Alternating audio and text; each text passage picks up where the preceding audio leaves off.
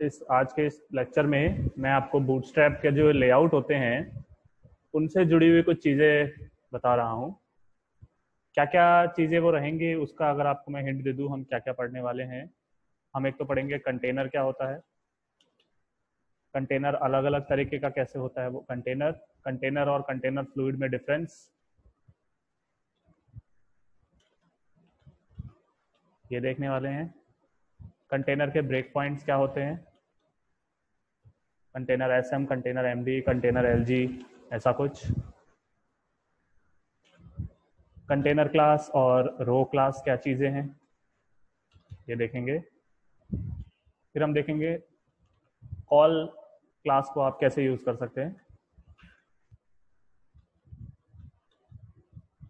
ये सारी चीज़ें हम आज देखने वाले हैं और अगर कवर कर पाए इसके आगे फिर हम आगे बताएंगे कॉल डैश 1 या कॉल डैश 2 ऐसे करते करते कॉल डैश 12 ये क्लासेस क्या करती हैं।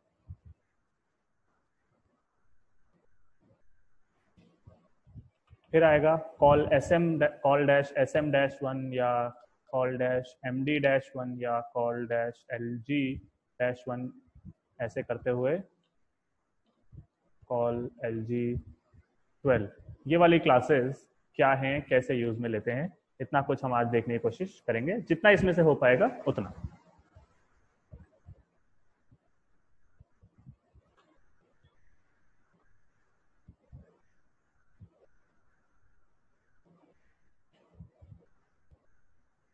CSS फाइल बना देते हैं।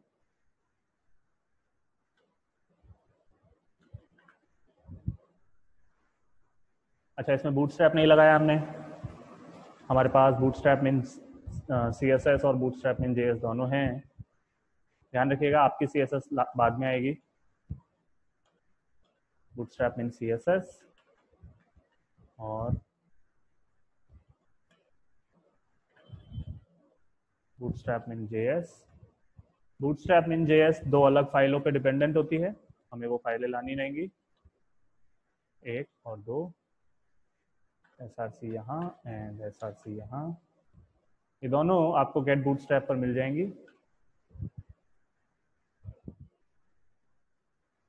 डॉक्यूमेंटेशन डाउनलोड, ये रही।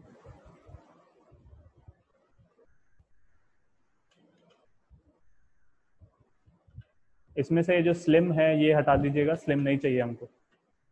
और इसी तरह से कॉपर,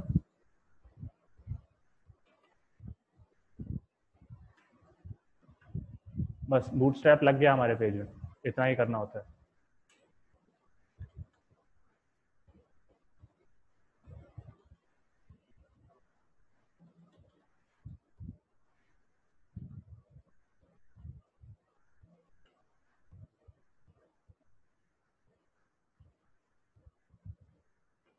कंटेनर से आप वाकिफ हैं, हमने अपने ब्लॉग लेआउट में भी कंटेनर देखा था। क्या होता है कंटेनर, उसका एक बेसिक आइडिया मैं बताऊं आपको। div क्लास कंटेनर bootstrap.min.css में ये ऑलरेडी डिफाइंड है क्लास, अपनी CSS में मैं कुछ नहीं लिखूंगा। क्या करता है कंटेनर, इसका एग्जांपल देने के लिए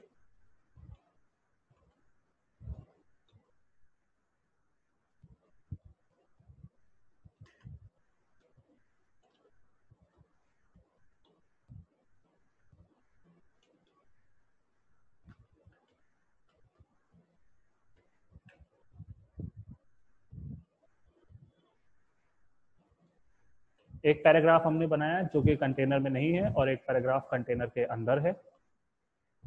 कंटेनर के अंदर वाला पैराग्राफ देखिए ये है बिना कंटेनर वाला। जैसा कि हर चीज हमारे बॉडी में लेफ्ट से स्टार्ट होती है, वो पैराग्राफ भी एकदम लेफ्ट से स्टार्ट हो रहा है, ये दिख रहा है आपको। कंटेनर क्लास क्या है, कंटेनर क्लास चीजों को सेंटर करने के लिए करती है। इस पे margin left auto, margin right auto लगा हुआ है और इसकी जो विड्थ है वो दे रखी है 1140 px। आप देखेंगे अगर पैराग्राफ जो है देखिए वो इसके अंदर आ रहा है। कंटेनर का इस्तेमाल चीजों को लेफ्ट और राइट से सेंटर में करने के लिए या उसके लेफ्ट और राइट में इक्वल स्पेस छोड़ने के लिए किया जाता है, जैसा कि हम अपने लेआउट में ऑलरेडी करते आए हैं। बूटस्ट्रैप में कंटेनर के जैसी ही एक क्लास कंटेनर फ्लूइड भी होती है। जैसे कि अगर आपको ये स्पेस काफी ज्यादा लग रहा है कि भाई बहुत एक्स्ट्रा स्पेस छूटा हुआ है दोनों साइड, तो आप थोड़े कम स्पेस के साथ भी काम कर सकते हैं, वो होती है कंटेनर फ्लूइड। कंटेनर और कंटेनर फ्लूइड में डिफरेंस आपको दिख ही जाएगा। कंटेनर अगर इतनी स्पेस लेता है तो कंटेनर फ्लूइड इतनी तो नहीं, बहुत थोड़ी सी स्पेस लेता है, 15 और 15 पिक्सल की लेफ्ट और राइट में सिर्फ पैडिंग लेता है, जो आपको यहाँ दिखाई दे रही है। अगर आपको ये पसंद नहीं है और आपको ये स्पेस ज्यादा लगती है तो कंटेनर फ्लूइड आपके लिए सही है, क्योंकि थोड़ी सी स्पेस तो वो छोड़ेगा ही, जितनी बस आपको रिक्वायर्ड है कि भाई स्क्रीन से टच नहीं होना चाहिए। तो कंटेनर और कंटेनर फ्लूइड में इतना सा डिफरेंस है। अगर आपको ये स्पेस ठीक लगती है तो कंटेनर आपके लिए है, अदरवाइज कंटेनर फ्लूइड। कंटेनर हालांकि और काफी सारे तरीकों से आता है। कंटेनर में ब्रेक पॉइंट्स भी अवेलेबल है। जैसे हमने एक कंटेनर बनाया, उसके अंदर हमने वो पैराग्राफ लिखा था,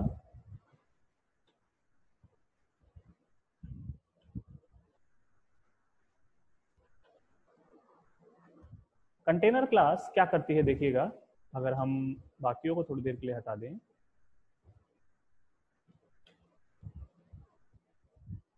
अभी इस पेज को मैं एक्स्ट्रा लार्ज डिवाइस में देख रहा हूँ, 1200 से ज्यादा।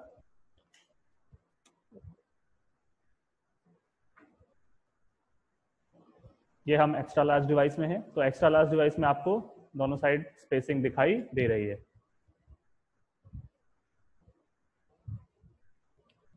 जैसे जैसे हम डिवाइस की साइज को छोटा करते जाते हैं, देखिए अभी क्या हुआ। अभी कंटेनर 1140 पिक्सल विड्थ लिए हुए था। जैसे ही मैं लार्ज से नीचे आया, मीडियम में आया, कंटेनर की विड्थ थोड़ी कम हो गई, 960 हो गई। जैसे ही मैं मीडियम को भी पार करूंगा, स्मॉल में आऊंगा यानी 992 के नीचे, तो उसकी विड्थ और कम हो जाएगी। जब मैं 992 ये वाला बैरियर भी तोड़ूंगा, 768 पार करूंगा, उस समय पे कंटेनर की विड्थ और कम हो गई है, 540। और जब मैं 540 के नीचे जाऊंगा तो कंटेनर की विड्थ 100% हो जाएगी। अब कंटेनर की विड्थ 100%। कंटेनर इस तरह से चल रहा है। हमने इसके लिए अपने लेआउट में मीडिया क्वेरी लगाई थी, यहाँ आपको मीडिया क्वेरी लगाने की जरूरत नहीं है। हालांकि कंटेनर को आप अपने हिसाब से भी और एडजस्ट कर सकते हैं, जैसा कि आपको यहाँ दिख रहा है, container LG, container MD, container SM और कंटेनर XL। एक्स्ट्रा यानी कि small, medium, large, extra large क्या होते हैं ये, वो अगर हम देखें, अगर मैं यहां लगाता हूं कंटेनर XL,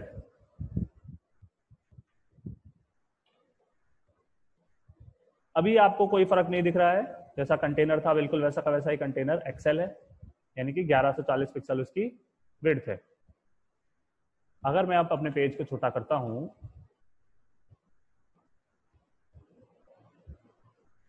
XL होता है 1200 के ऊपर, एक्स्ट्रा लार्ज। जैसे ही हम 1200 के नीचे चलते हैं, कंटेनर XL ने क्या किया, अब चूंकि आपने कहा था कि एक्स्ट्रा लार्ज डिवाइस में लेफ्ट और राइट में हमें स्पेस चाहिए, अब हम एक्स्ट्रा लार्ज डिवाइस में रहे ही नहीं, अब हम लार्ज डिवाइस में हैं, 992 और 1200 के बीच में। तो एक्स्ट्रा लार्ज के नीचे, चाहे आप लार्ज में रहो, चाहे आप मीडियम में रहो, चाहे स्मॉल या एक्स्ट्रा स्मॉल, सब में कंटेनर अब फुल विड्थ ऑक्यूपाई कर लेगा। ये चेंज हुआ 1200 के नीचे, क्योंकि आपने लगा रखा था कंटेनर XL। अगर इस चीज को मैं कंटेनर LG कर देता हूं, तो LG की रेंज होती है 1200 और उससे ऊपर। 1200 और उससे ऊपर तो 1140 पिक्सल कंटेनर की विड्थ रहेगी। आप 1200 के नीचे गए, एक्स्ट्रा लार्ज से लार्ज में आए, अभी कंटेनर की विड्थ 960, लेफ्ट और राइट में मार्जिन है, लेकिन जैसे ही मैं LG को तोड़ के 992 पार करके नीचे जाऊंगा, कंटेनर की विड्थ फिर से 100% हो जाएगी। अब कोई मार्जिन नहीं है, सिर्फ पैडिंग बची लेफ्ट और राइट में। यानी कि इससे आपको क्या पता चला, अगर आप चाहते हैं, आप कंटेनर की विड्थ अपने हिसाब से 100% करना चाहते हैं कि भाई इस टाइम पे 100% ऑटोमेटिकली हो जाए, इस टाइम पे 100% ऑटोमेटिकली हो जाए, तो आप कंटेनर डैश वो पर्टिकुलर डिवाइस रेंज लगा सकते हैं। अगर आपने लगाया कंटेनर SM, तो इससे होगा 576 के नीचे 100% और 576 के ऊपर मार्जिन लेफ्ट राइट में रहेगी। अगर आपने कहा MD, तो 768 के नीचे 100% हो जाएगा कंटेनर। अगर आपने कहा LG, तो 992 के नीचे 100% हो जाएगा। अगर आपने कहा एक्स्ट्रा लार्ज XL, तो वो 1200 के नीचे ही 100% का हो जाएगा। आप कंटेनर को अपने हिसाब से कब 100% कराना है वो भी आप बता सकते हैं यूजिंग कंटेनर ब्रेक पॉइंट्स। इन्हें कंटेनर ब्रेक पॉइंट्स कहा जाता है। बेस्ट केस अपने पास जो अगर आपको ये कंफ्यूजिंग लग रहा है तो आप सिंपली कंटेनर से भी काम कर सकते हो। कंटेनर में ये होगा, जैसे जैसे आप डिवाइस को छोटा करते जाओगे वो अपने आप विड्थ छोटी करता जाएगा, फिर 576 के नीचे ही वो 100% विड्थ लेगा।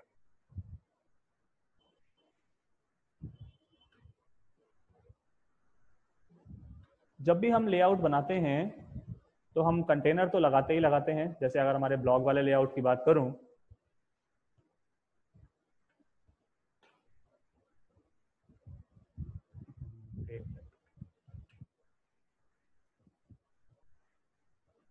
जैसे हमारा जो ब्लॉग वाला लेआउट था, इसमें हमने ऊपर से नीचे सब जगह तक स्पेस दी है, यानी कि हमें हर डिव में कंटेनर चाहिए, तो कंटेनर तो हम अप्लाई करते ही करते हैं। अब वो कंटेनर लगाएं या कंटेनर फ्लूइड, वो आपके ऊपर है कि आपको जगह ज्यादा चाहिए या कम चाहिए। इतनी स्पेस के लिए आपको कंटेनर लगाना ही पड़ेगा। कंटेनर फ्लूइड तो करीब इतना और इतना ही आएगा। जब भी हम कंटेनर बनाते हैं उससे क्या होता है, एक चीज मैं आपको यहाँ समझाता चलूं।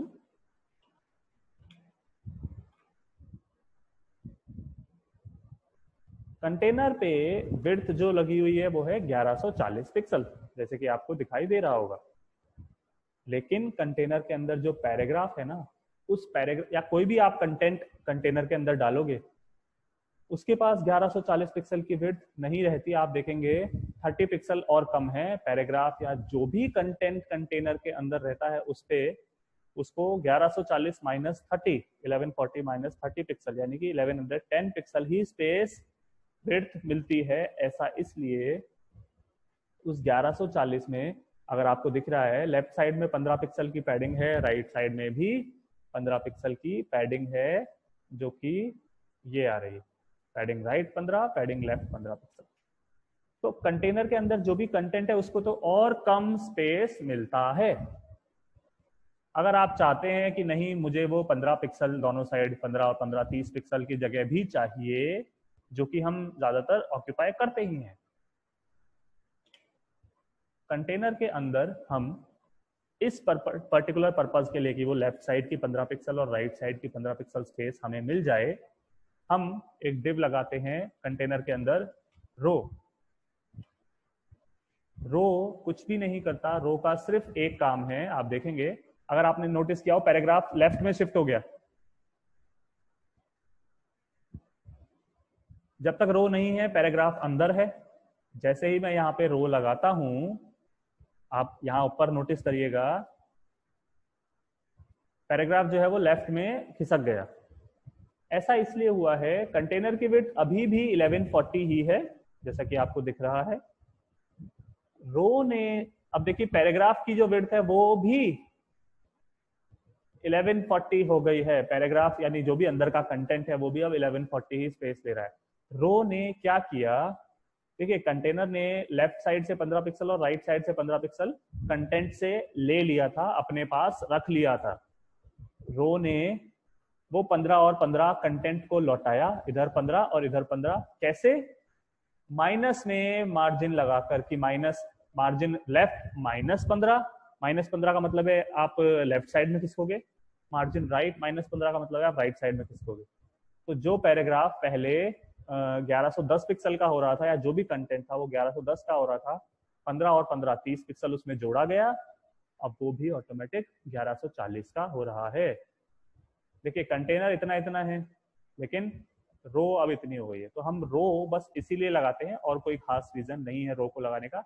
पर ध्यान रखिए, जब जब कंटेनर आएगा तब तब उसके अंदर हम रो डालेंगे ही डालेंगे, यानी कि ये दोनों चीजें आपको साथ ही चलानी है।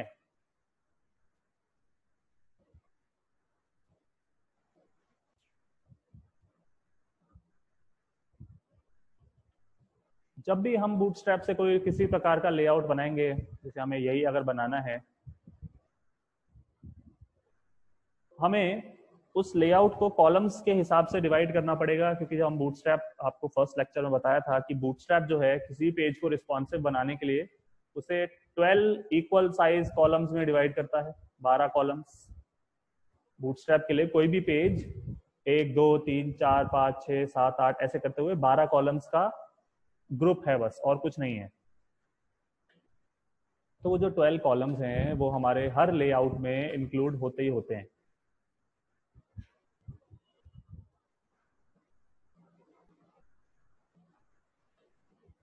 आपने कंटेनर बनाया, कंटेनर के अंदर रो बनाई, उसके अंदर ऐसी कुछ क्लासेस आपको मिलेंगी ही मिलेंगी। कॉल,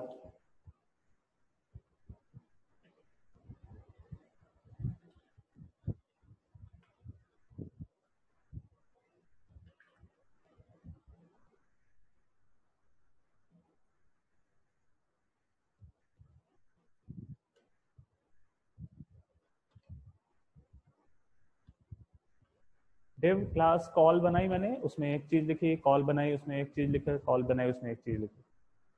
देखिए इससे क्या निकल के आ रहा है, 3 डिव बन के आई। हमने इन पे विड्थ नहीं डाली, इन पे विड्थ अपने आप लगी, और आप देख रहे हैं तीनों पे इक्वल विड्थ है, 380 380 एंड 380। इन पे पैडिंग भी लग रही है लेफ्ट राइट में, हमने नहीं लगाई, वो अपने आप लगी। इनको और अच्छा दिखाने के लिए मैं एक चीज करता हूँ, dot call background colour,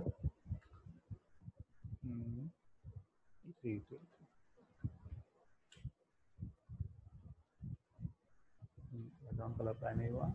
bootstrap layouts dot css, bootstrap layouts dot css, क्या दिक्कत हो गई?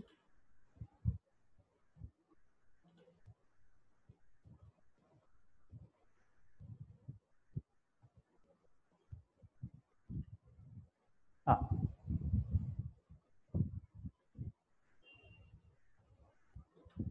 देखिए पहली डिव, दूसरी डिव, तीसरी डिव, अगर आप इनके बीच में स्पेस चाहते हो तो थोड़ी सी मार्जिन आपको ही देनी पड़ेगी। Margin left 2 pixel, margin right 2 pixel. Bootstrap margin include नहीं कर रहा है। कॉल क्लास आप कब लगाएंगे?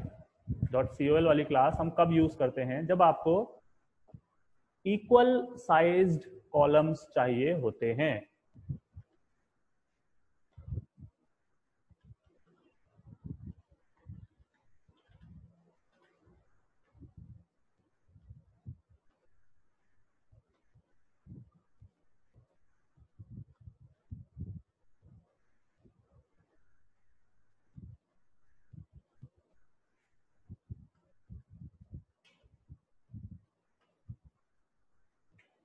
जब हमने 3 कॉल नाम के डिव बनाई तो आप देखेंगे उन तीनों को इक्वल विड्थ मिली। हमने तो कहीं विड्थ स्पेसिफाई करी नहीं थी, फिर भी इसकी विड्थ 376, क्योंकि अब 2-2 पिक्सल की मार्जिन है, 376 इसकी, 376 इसकी और 376 इसकी आई। अगर हम यहाँ एक और कॉल ऐड कर देंगे तो चारों कॉलम ऑटोमेटिकली एडजस्ट हो जाएंगे, लेकिन चारों की विड्थ अभी भी सेम रहेगी। देखिए चारों की विड्थ अभी भी सेम है। कितनी विड्थ आती है वो डिपेंड करता है आपके पास, पेरेंट के पास कितनी विड्थ है या फिर इनके अंदर कितना कंटेंट है उस पर। इसको actually depends on the parent content, ऐसे ही करते हैं, कंटेंट तो नहीं, ऑन द पेरेंट एलिमेंट। चूंकि इनका जो पेरेंट है रो, उसमें विड्थ है 1140, तो 1140 को 4 से जो डिवाइड किया तो जो भी निकल के आया उतनी विड्थ इन कॉलम्स को मिली। इसका प्रैक्टिकल यूसेज कहाँ हो सकता है वो मैं अगर आपको बताऊं, अपना जो लेआउट है, ये जो डिव्स हैं, जितनी विड्थ इसके पास है उतनी विड्थ इसके पास है और उतनी विड्थ इसके पास है, तो इन तीनों को या इन तीनों को आप कॉल से डिफाइन कर सकते हैं। ये एक डिव क्लास कॉल हो गई, ये एक डिव क्लास कॉल हो गई और ये एक कॉल हो गई, ऐसे ये और ये। डिव क्लास कॉल हालांकि आप यहां अप्लाई नहीं कर सकते क्योंकि इसकी विड्थ अलग है, इसकी विड्थ अलग है। इसको हमने 65 और इसको 35 ऐसा कुछ दिया था, अलग अलग विड्थ दी थी। तो यहाँ डिव क्लास कॉल हालांकि नहीं चल सकता। डिव क्लास कॉल वही चलता है जहां आपको जितने भी कॉलम्स हैं जिनको हॉरिजॉन्टल आप रख रहे हैं उनमें इक्वल विड्थ स्पेसिफाई करनी हो। और एक चीज मैं बताऊं, आप डिव क्लास कॉल जब भी लगाएंगे ध्यान ये रखने का होता है, डिव क्लास कॉल जो है आपका पेज कितना ही बड़ा हो, कितनी आप एक्स्ट्रा लार्ज में हो या मीडियम में हो, कहीं भी हो, या कितनी ही स्मॉल डिवाइस में हो। देखिए अभी मैं मीडियम डिवाइस में हूं, जैसे मैं 992 पार करूंगा मैं स्मॉल में आ जाऊंगा, सॉरी ये मीडियम में आ गया, मैं ये मीडियम है। 768 पार करूंगा मैं स्मॉल में आ जाऊंगा। देखिए मैं स्मॉल से एक्स्ट्रा स्मॉल में भी चला जाऊंगा 576 पार करके।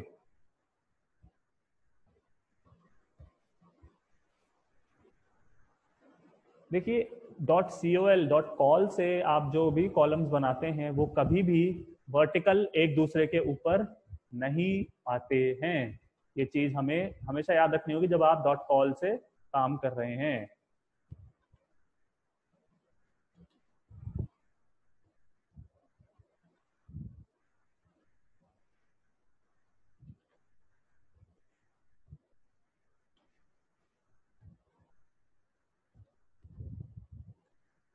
यानी कि they are always horizontal.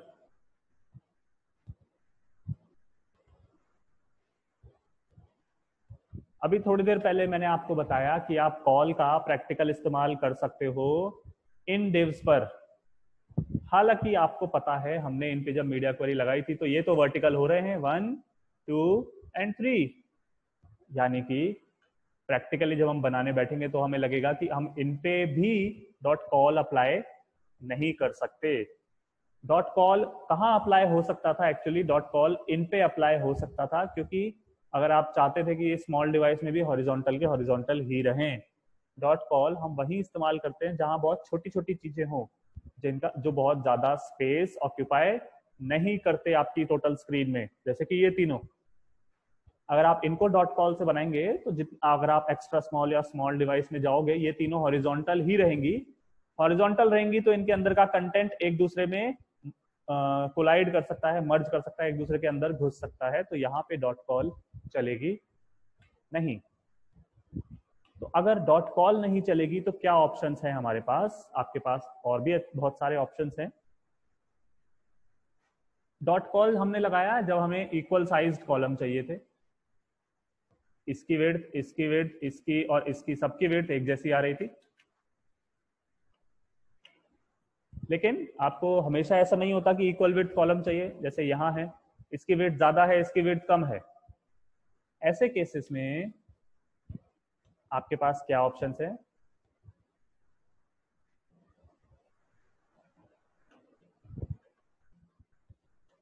Container बनाएंगे हम, कंटेनर के अंदर रो बनाएंगे, रो के अंदर कॉल 8 और साथ साथ कॉल 4। हमने दो डिव बनाई, दोनों पे कॉल नहीं, कॉल-8 और कॉल-4 ऐसी क्लासेस दी।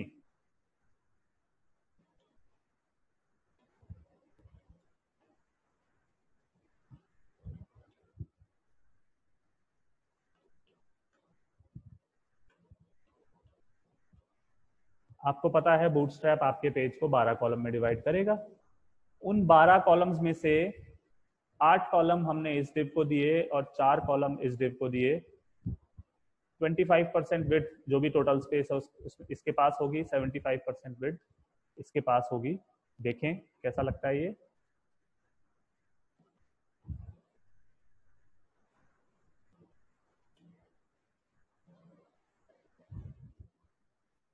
देखिए टोटल जो अवेलेबल स्पेस था हमारे पास 1140 कंटेनर का, उसमें से 66% या 66% विड्थ इसके पास है, तो जो बचा 33% है वो इसके पास है। जब हमें नॉट इक्वल, किसी को ज्यादा किसी को कम कॉलम्स चाहिए होते हैं, किसी को ज्यादा विड्थ किसी को कम, तो हम ऐसे इस्तेमाल कर सकते हैं कॉल-8 कॉल-4, यानी कि वो कुछ ऐसा यहाँ इस्तेमाल हो सकता है, कॉल-8 इसको, कॉल-4 इसको, या कॉल-7 इसको, 5 इसको। वो जब हम बनाते हैं तब हमें पता चलता है।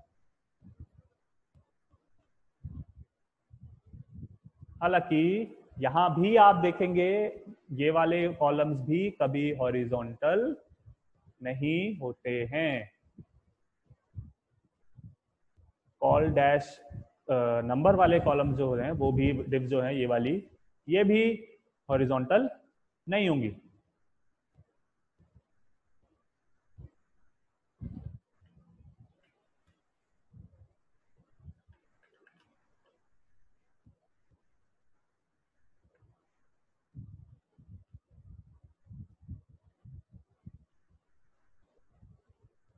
यहां मैंने कॉल डैश स्टार लिखा है। कॉल स्टार का मतलब है स्टार की जगह 1 2 3 4 5 6 7 8 9 10 11 12 कुछ भी आ सकता है।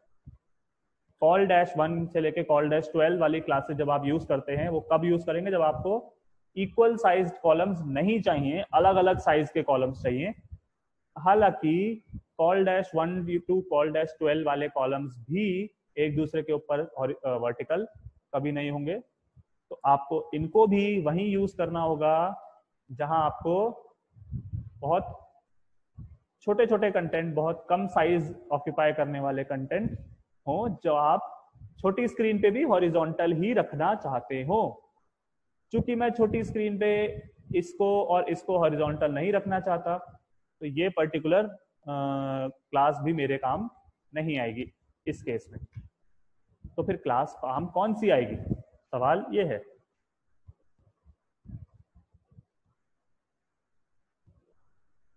कॉलम्स कभी भी वर्टिकल नहीं होते, ना डॉट कॉल वाले और ना कॉल डैश समथिंग वाले। तो हम कैसे रिस्पॉन्सिव डिजाइन बनाएं या किस तरह की कॉल क्लासेस हम यूज करें।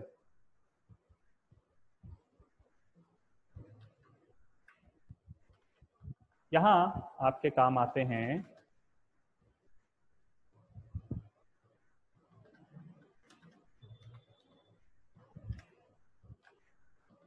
Dot col dash device SM या एमडी या कोई भी रेंज और फिर कॉलम नंबर। इस तरह की क्लासेस आपके काम आती हैं। कॉल MD8, कॉल MD4 या कॉल SM8 या कॉल LG8 या कॉल XL8, ऐसे। इन डिवाइसेस का, इन क्लासेस का फायदा क्या है, इनके अंदर जो कंटेंट है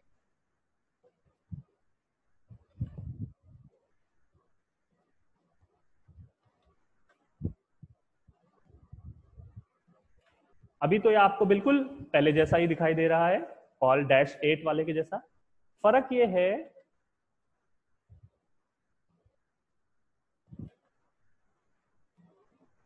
अभी ये हॉरिजॉन्टल ही है, लेकिन एक पॉइंट के बाद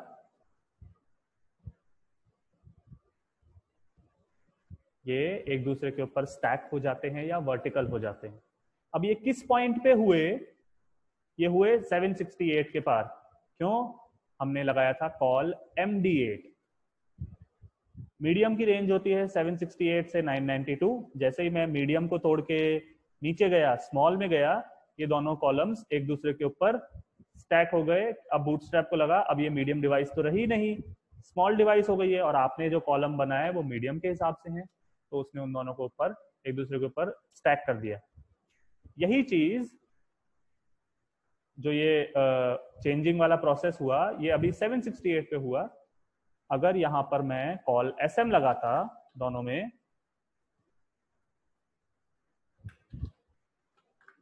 अब आप देखेंगे अभी भी वो दोनों हॉरिजॉन्टल हैं, क्योंकि स्मॉल की रेंज, स्मॉल जो है नीचे की तरफ 576 पे खत्म होता है। तो अब ये कॉलम्स 576 के नीचे स्टैक होंगे जब आप एक्स्ट्रा स्मॉल डिवाइस में होगे।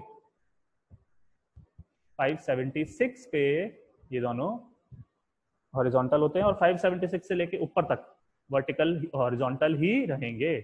SM चेंज होगा 576 पे। MD अगर आपने लगाया होता तो वो चेंज होगा 768 पे। अगर आप लगाओगे LG तो वो चेंज हो जाएगा 992 पे। अगर आप लगाओगे XL तो वो 1200 पे वर्टिकल हो जाएगा। अब कौन सा लगाना होता है, कब मैं कॉल SM यूज करूं, कब MD यूज करूं, कब LG यूज करूं, कब XL यूज करूं, वो आपके डिव के अंदर जो कंटेंट है उस पर डिपेंड करता है। जब आपका कंटेंट किसी दूसरी डिव के साथ ओवरलैप करे या किसी दूसरी डिव से कट जाए, तब आप उन्हें वर्टिकल कर सकते हैं। अगर अभी आपको ये चीज थोड़ी क्लियर नहीं भी हो रही है, अपन जब ये वाला लेआउट बूटस्ट्रैप से दोबारा बनाएंगे, इसमें मैं आपको एक बार और क्लियर करूंगा ये चीज।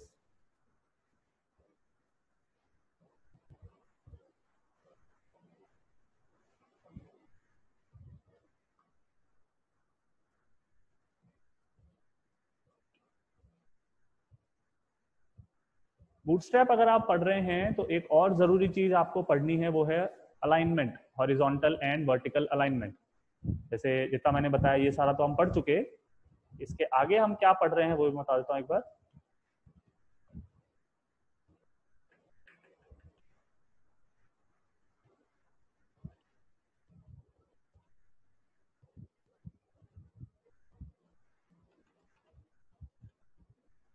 हॉरिजॉन्टल अलाइनमेंट, फिर आएगा वर्टिकल अलाइनमेंट।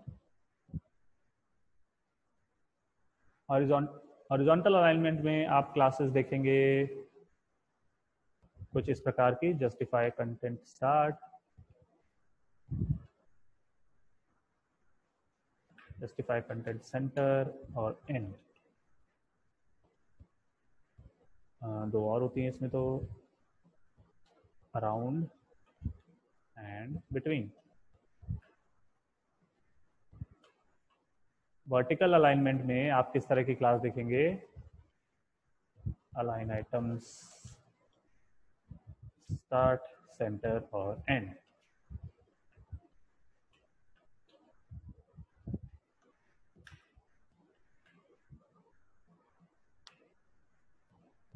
इसके अलावा अगर हमारे पास आज टाइम बचता है तो हम देखेंगे ऑफसेटिंग कैसे कर सकते हैं आप। ऑफसेटिंग में किस प्रकार की क्लास आती हैं, इसमें आती हैं ऑफसेट एमडी एसएम, कुछ भी हो सकता है, ऑफसेट एमडी डैश 1 2 3 4 5 6 या ऑफसेट एसएम डैश 1 2 3 4 5 6 या ऑफसेट एलजी या ऑफसेट एक्सएल।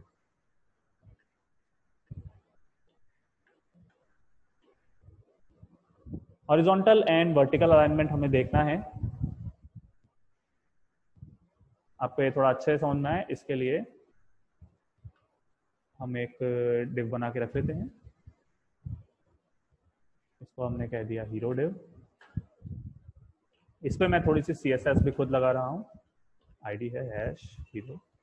इस पर हमने दे दिया कुछ बैकग्राउंड कलर से 369, और इसके अंदर जो टेक्स्ट का कलर रहेगा वो रहेगा वाइट, बैकग्राउंड कलर डार्क तो टेक्स्ट कलर लाइट। इस पे हमने लगा दी हाइट 700 पिक्सल की। तो ये हीरो डिव आपको दिखाई दे रही है, 700 तो बहुत ज़्यादा हो जाएगी, 500 पिक्सल की ये हीरो डिव आपको दिखाई दे रही है।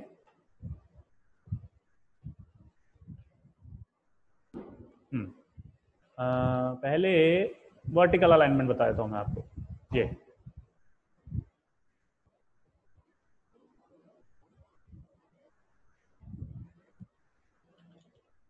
हमने बनाया एक कंटेनर, क्योंकि हमें कंटेंट सेंटर में चाहिए। कंटेनर के अंदर मैंने आपको बताया रो हम हमेशा बनाएंगे। इसके अंदर अगर मैं 3 क्लासेस बनाता हूँ, से कॉल md4 3 बार,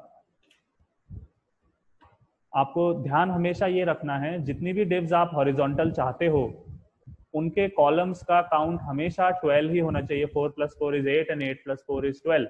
अगर मैं ये चाहता था ये तीनों डिव मुझे 1 2 एंड 3 इस तरह से दिखाई दें तो कॉलम काउंट हमेशा 12 ही होना चाहिए। अगर यहाँ 4 डिव होती और इन चारों को मैं हॉरिजॉन्टल करना चाहता था तो ये गलत हो जाएगा, बिकॉज 4 × 4 = 16।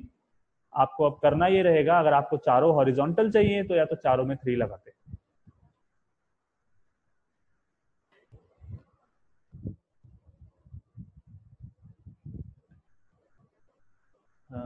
इस केस में एक्चुअली हम ये कर रहे हैं, हाँ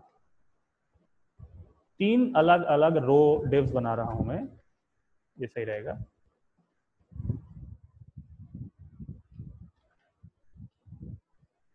ALIGNED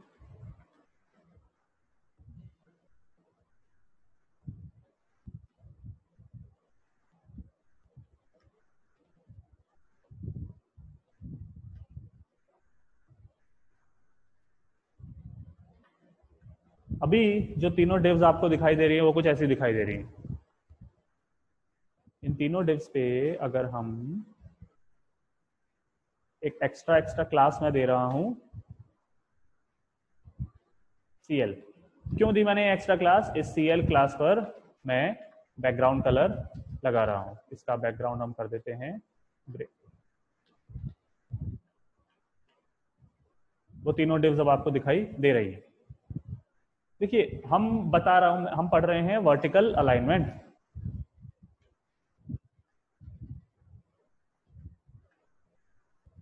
प्रैक्टिकल एग्जांपल अगर मैं समझाऊं वर्टिकल अलाइनमेंट का क्या होता है आपको, यही जो हमारा लेआउट है, इसमें अगर आप इस लोगो को देखें, इस लोगो के ऊपर जितनी स्पेस है नीचे भी उतनी ही स्पेस है। या इधर देखूं, इस सब्सक्राइब के ऊपर भी स्पेस है, नीचे भी स्पेस है। या write for us reseller program की बात करूं, जितनी स्पेस इनके ऊपर है उतनी स्पेस इनके नीचे है।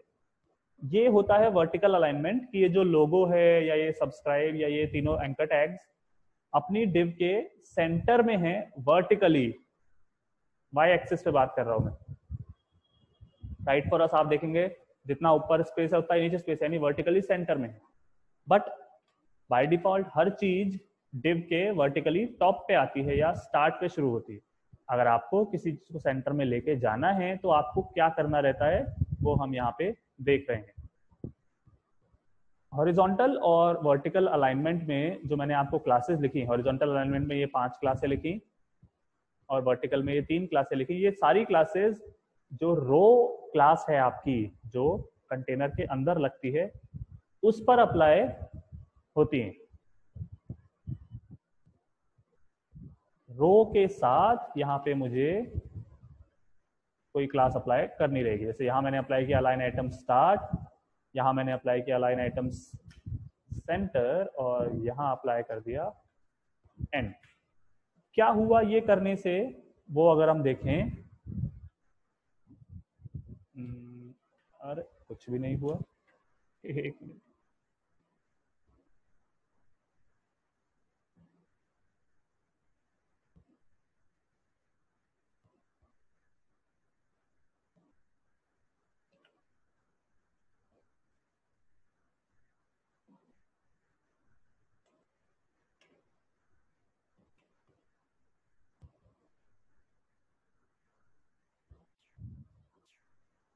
थोड़ा सा चेंज हमने कोडिंग में किया।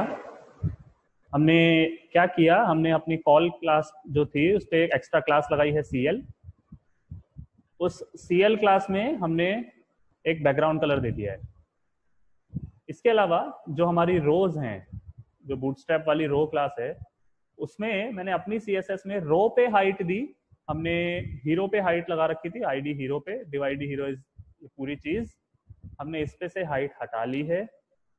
हाइट हमने रो को दे दी है, हर रो 100 पिक्सल हाइट लेके बैठी है। रो के पीछे हमने बैकग्राउंड कलर भी दे दिया है और तीनों रोज को आपस में दूर करने के लिए उनको मार्जिन दे दिए। देखिए वर्टिकल अलाइनमेंट क्या होता है कि कोई डिव के अंदर या किसी पर्टिकुलर रो में उसके अंदर आने वाला कंटेंट, जैसे इस रो में ये वाला कंटेंट है, इसमें ये है, ये वाला कंटेंट है, एंड इसमें ये वाला कंटेंट और इसमें ये वाला कंटेंट। ये वाला कंटेंट जो है वो रो के एकदम स्टार्टिंग पॉइंट से शुरू होगा, क्योंकि इस पे क्लास लगी हुई है अलाइन आइटम स्टार्ट। जैसे कि आप देख पा रहे हैं ये रो यहां से लेके यहां तक है 100 पिक्सल की। इसके स्टार्टिंग पे है ये वाला कंटेंट। सेकंड वाली जो रो है उसको हमने कहा है अलाइन आइटम्स सेंटर, यानी उस रो के बीच में ऊपर और नीचे उसके इक्वल स्पेस रहेगी, ये कंटेंट बीच में आएगा। जैसे कि आप देख पा रहे हैं रो यहां से लेके यहां तक है, लेकिन ये जो कंटेंट है ये इस डिव के सेंटर में है और नीचे वाले पे आपने लगाया है अलाइन आइटम्स एंड, तो वो इस रो के एकदम नीचे नीचे की तरफ लगे हुए हैं। ये वर्टिकल अलाइनमेंट कहाँ काम आता है? अगर अपने इस लेआउट में बात करूं, हेडर में हमने जो 3 डिव बनाई है उनमें जो बीच वाली डिव है यानी कि ये, इस पे आप क्लास रो लगा सकते हैं और उस पे अलाइन आइटम सेंटर लगाएंगे तो ये हेडिंग, सॉरी ये लोगो और ये एंकर ऑटोमेटिकली ऊपर और नीचे से स्पेस छोड़ के उस डिव के सेंटर में आ जाएंगे। सेम चीज आप इस डिव पे भी कर सकते हैं। ये तीनों एंकर जो हैं, आप डिव पे क्लास लगाएंगे रो और उस पर अगर लगाएंगे अलाइन आइटम सेंटर, तो ये ऑटोमेटिकली सेंटर में आ जाएंगे। अभी हमने इनको सेंटर में करने के लिए ऊपर और नीचे से पैडिंग दे रखी थी, आपको वो एक्स्ट्रा पैडिंग देने की जरूरत नहीं पड़ेगी। ये जो यहाँ पर आपने ऊपर और नीचे से 8 पिक्सल की पैडिंग हमने लगाई थी ताकि ये सेंटर में आ जाए, वो करने की हमें जरूरत नहीं पड़ेगी। वर्टिकल अलाइनमेंट कुछ इस तरीके से काम करता है। जैसे वर्टिकल अलाइनमेंट होता है ठीक वैसे ही हॉरिजॉन्टल अलाइनमेंट भी होता है।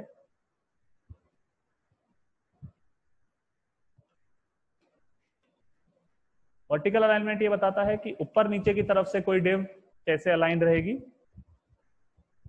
हॉरिजॉन्टल अलाइनमेंट बताता है कि कोई कंटेंट किसी डिव के हॉरिजॉन्टली स्टार्टिंग में आएगा या हॉरिजॉन्टली एंड में आएगा या हॉरिजॉन्टली सेंटर में आएगा।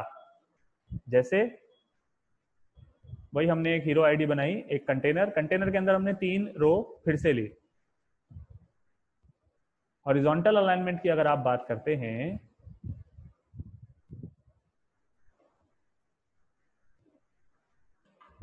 तो जो क्लासेस लगती हैं वो जस्टिफाई कंटेंट स्टार्ट, ये आपको कंटेंट को स्टार्टिंग में अलाइन करेगा। जस्टिफाई कंटेंट सेंटर, ये aligned at centre horizontally.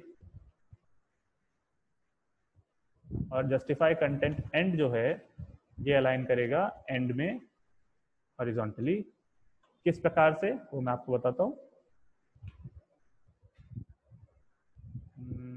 Colours फिर से गायब हो गए, क्यों?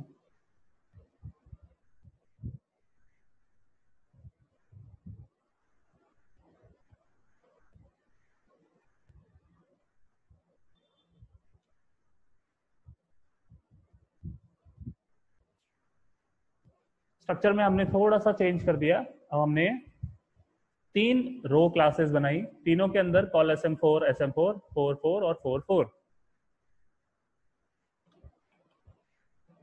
वही चीज हमने बाहर भी लिख दी सबने ही। हॉरिजॉन्टल अलाइनमेंट ये बताता है कि हॉरिजॉन्टली कोई एलिमेंट उस डिव के शुरुआत में रहेगा, उस डिव के एंड सेंटर में रहेगा या उस डिव के आखिरी में रहेगा। हॉरिजॉन्टल अलाइनमेंट के लिए रो क्लास पर ही आपको एक और क्लास ऐड करनी होती है, जस्टिफाई कंटेंट। अगर आपको स्टार्टिंग में चाहिए तो स्टार्ट, अगर आपको सेंटर में चाहिए तो जस्टिफाई कंटेंट सेंटर, और अगर आपको एंड में चाहिए तो जस्टिफाई कंटेंट एंड। क्या हो रहा है इन तीनों से वो मैं आपको बताता हूं।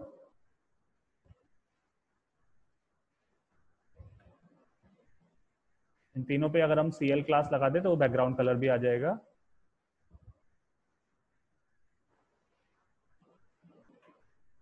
ये देखिए, पहली वाली जो रो क्लास है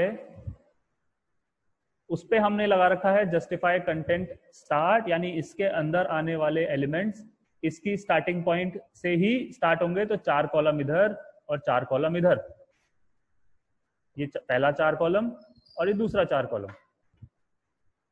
सेकंड वाली रो में हमने लेकिन जस्टिफाई कंटेंट सेंटर दे रखा है, तो उसमें जो पहला 4 कॉलम है और जो दूसरा 4 कॉलम है, आप देखेंगे इसके इधर और उसके इधर ऑटोमेटिक सेम जगह छूटी हुई है, यानी ऐसे बोलें कि कंटेंट जो है वो इस डिव के सेंटर में आ रहा है। और जो तीसरी डिव है उस पर हमने लगा रखा है जस्टिफाई कंटेंट एंड, यानी कि दोनों 4 कॉलम शुरुआत की जगह छोड़ के आखिरी से 4 इसने लिया और फिर 4 इसने लिया। जस्टिफाई कंटेंट स्टार्ट, आपको कॉलम की डिव की स्टार्टिंग से ही शुरू हो जाएगा। सेंटर, सेंटर से शुरू होएगा, और एंड, एंड से शुरू होएगा, और एंड से फिर जितनी जगह कवर होती है उतनी लेके बाकी बची हुई जगह छोड़ देगा। हालांकि जस्टिफाई कंटेंट में और भी 2 तरह की प्रॉपर्टीज होती हैं।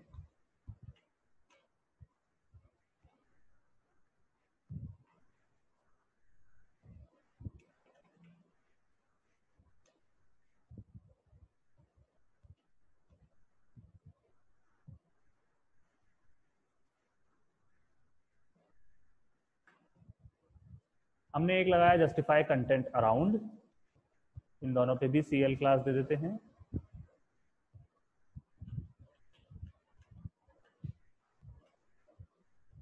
जस्टिफाई कंटेंट अराउंड ने क्या किया, दोनों चीजें चिपकी हुई नहीं है, लोगो लेफ्ट साइड में और सब्सक्राइब जो है राइट साइड में, और दोनों के लेफ्ट और राइट में इक्वल स्पेस दिया है।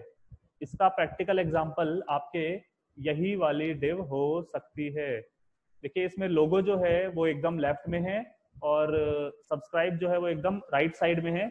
जितनी स्पेस इसके इधर है उतनी स्पेस उसके भी इधर है, तो ये काम में हम ये वाला पर्टिकुलर एलिमेंट यूज कर सकते हैं, यानी कि रो पे जस्टिफाई कंटेंट अराउंड यूज कर सकते हैं। ये वाला जो है इसके लिए आप जस्टिफाई कंटेंट एंड यूज कर सकते हैं।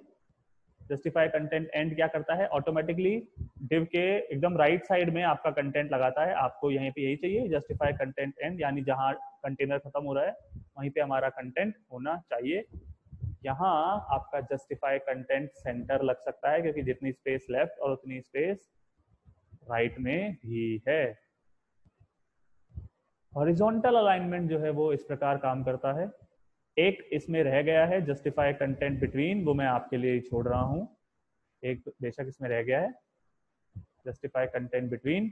उसमें क्या होता है, आपको ऐसे एक डिव बना के उस पर 2 या 3 एलिमेंट लेके जस्टिफाई कंटेंट बिटवीन लगा के चेक करना रहेगा कि वो कर क्या रहा है। एक लास्ट टॉपिक और देखते हैं आज, ऑफसेटिंग।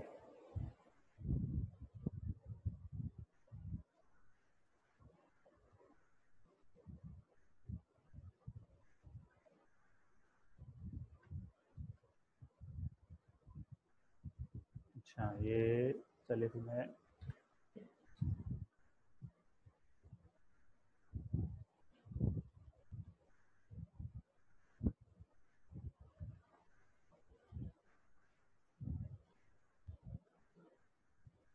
ये चीज आपको ट्राई करनी है, जस्टिफाई कंटेंट बिटवीन क्या करता है।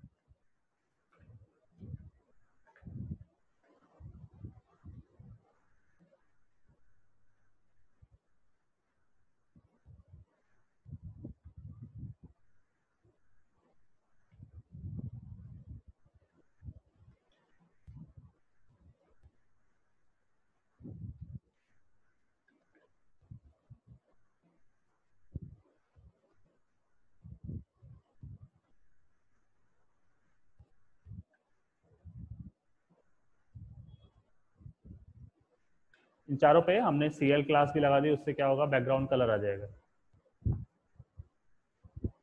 ऑफसेटिंग क्या करती है, देखिए पहली वाली जो डिव है उस पर हमने एक कॉल SM6 दिया, यानी कि 50% विड्थ टोटल की ये लेगा।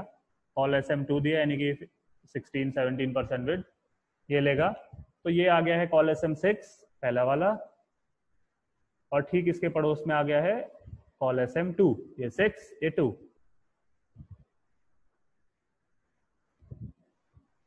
ऑफसेटिंग क्या करता है, देखिए ऑफसेट इन्हीं दो कॉलम्स के बीच में या कॉलम से पहले आपको एक्स्ट्रा स्पेस देता है।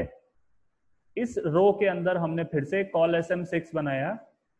अगर ये वाला कॉल SM2 भी हम ऊपर वाले के जैसा ही बनाते तो ये चिपका हुआ आता कुछ ऐसे, पर अगर आपको इनके बीच में चाहिए था स्पेस, तो मैंने देखिए क्या क्लास लगाई, हमने लगाया ऑफसेट SM और 2। ऑफसेट SM2 ने क्या किया, दो कॉलम्स का एक्स्ट्रा स्पेस पहले छोड़ा और फिर ये दो कॉलम बनाए। ऑफसेट SM2 ने इसको मार्जिन लेफ्ट दी कितना, 2 कॉलम की विड्थ के जितना, जितना 2 कॉलम विड्थ यानी जितना ये डिब्बा स्पेस ले रहा है उतनी स्पेस इसके लेफ्ट में, या ऐसे बोलो इन दोनों के बीच में आ रही है। ऑफसेट कुछ ऐसे काम करता है। अगर मैं ऑफसेट SM3 कर दूंगा तो वो 3 कॉलम्स की स्पेस लेगा, 4 कर देंगे तो 4 कॉलम्स की स्पेस लेगा। देखिए 4 कॉलम्स की स्पेस ले रहा है। अब ध्यान रखने वाली बात यह है, अगर आप इसको 5 कर देंगे या इसको 3 करते हैं तो ये डिब्बा नीचे आ जाएगा।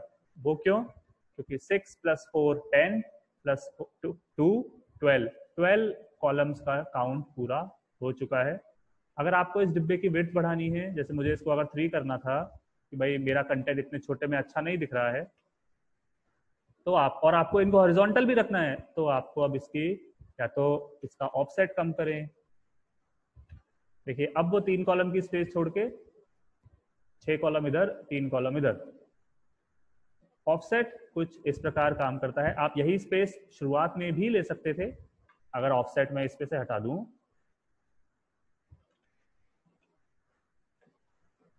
देखिए दोनों डिब्बे चिपके हुए आ रहे हैं, पर आपको अगर शुरुआत में स्पेस चाहिए